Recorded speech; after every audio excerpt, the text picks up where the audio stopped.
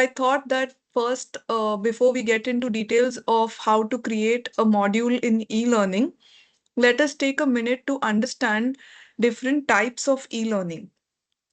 So first is the standalone course. So basically this means a course which can be taken by a solo learner. That is self-learning. You do this on your own at your own speed, your own pace. It has no interaction with any teacher or any classmate. Basically, you're not in class. You can do this in office or you can do this at home. Basically, you get certified or you learn anything at your own speed and time. If you need any kind of clarification, then you can put a query and get it sorted.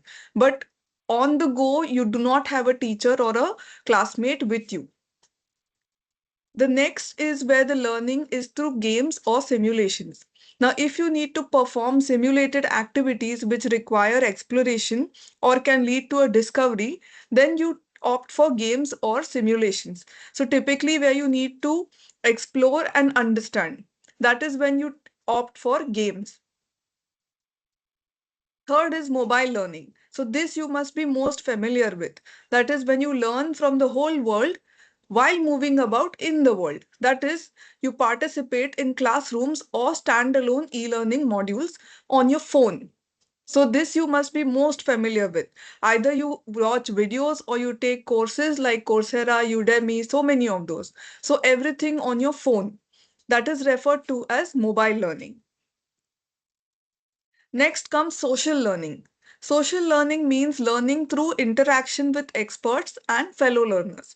Basically, this is like classroom learning. That is, you are there in one session with your classmates and a teacher or a facilitator, whichever word you would like to use.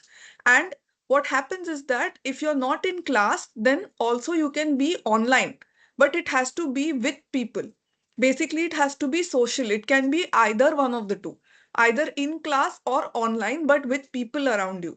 So in this, you can have online discussions. You can even interact through blogs or through messages, that is chats, but it has to have a social aspect to it. Then is the virtual classroom in which you can learn your course. So this means a typical online class, which will have reading assignments, presentations, discussions, where you will see your classmates learning in front of you or along with you, and somebody presenting or teaching you. So it will be an online virtual class, and you will have your regular homework like assignments. You will have uh, worksheets to solve. You will have many other things which happen in class, but the only medium will be virtual, that is in front of a computer. So basically what I've spoken about today is three types of e-learning.